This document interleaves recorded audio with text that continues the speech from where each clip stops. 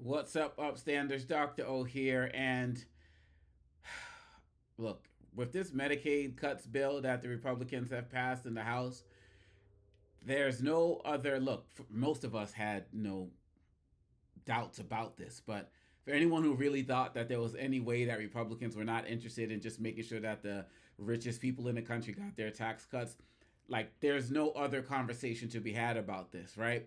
And when you really think about it, it's what's going to be coming down the pike in America. We're going to start looking like some of these countries in terms of how they're dealing with the USAID fallout. When you hear stories about people not being able to get access to their medication, not being able to get food, not be able to get schooling, not be able to get their health care, people walking around with medical trials, things in their body that were part of medical trials that no one's around to be taken out. Like that type of stuff is coming to America.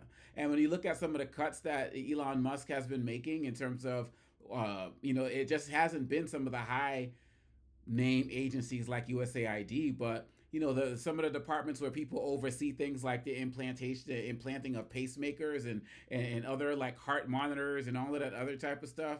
Like those types of people are getting fired. Like they're getting laid off as well. Like it's going down the list. But now with this Medicaid, people not getting it, not being able to get access to basic health coverage.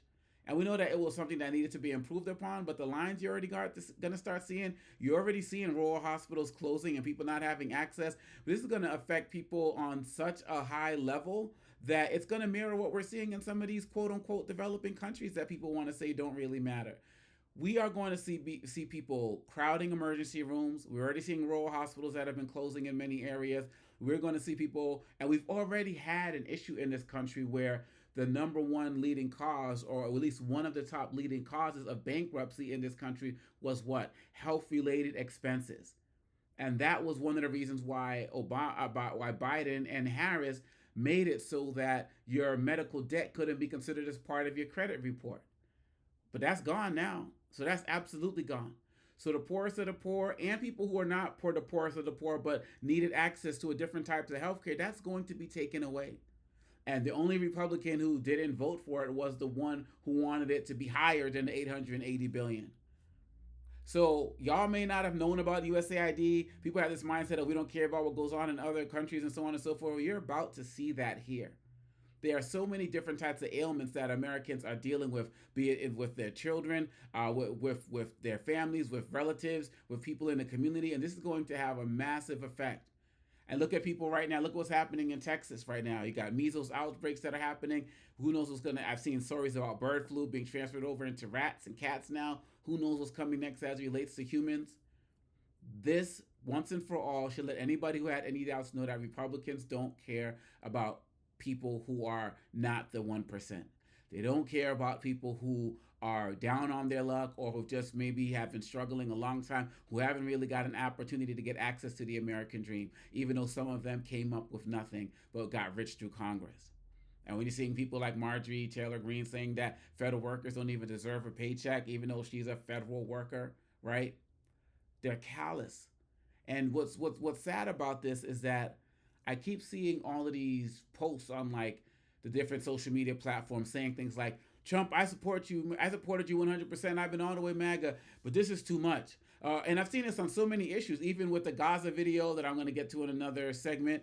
I'm Richie 100%, but this is too much. But I'm seeing them saying it over and over and over again, saying it about him wanting to own Gaza, saying it about him wanting to cut the Department of Education, saying about the ones he wants to do as it relates to Medicaid, even though last week he said he wasn't going to touch Medicaid and Social Security.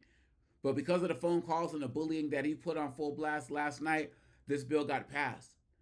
So for how long are y'all who are saying, I supported you, but I supported you, but I supported you, but how long is it going to go before it goes to I supported you, but now I'm not supporting you anymore, period?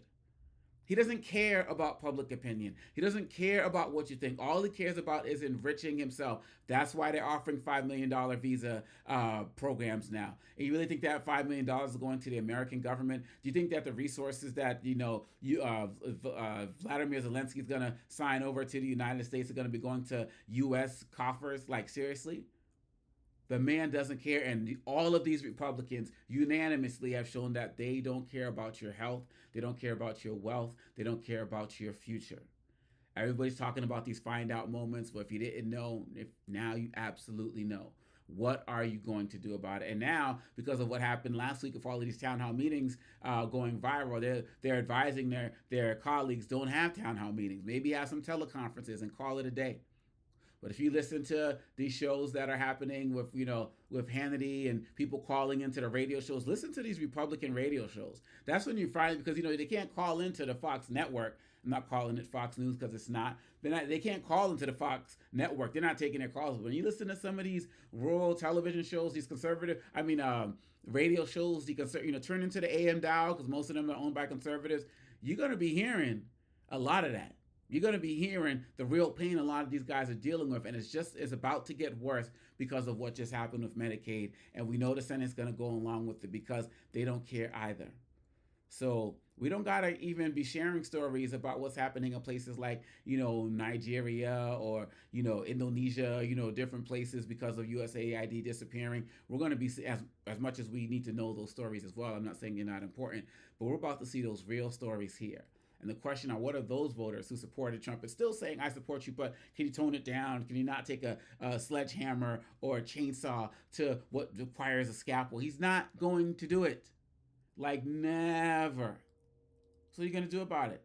Got a child dying of measles in Texas right now. Outbreaks getting larger, over 100 people who have reported. Like you got RFK saying, we don't need vaccines. Like America's got to prepare for what's coming. Unless y'all make some real demands and really challenge this stuff, we ain't going to be no different than some of these countries overseas. It's not too late, America, to speak up, stand out, be an upstander, not a bystander to this chaos. What are you going to do about it? Let's talk about it below. Holla at your boy. Peace.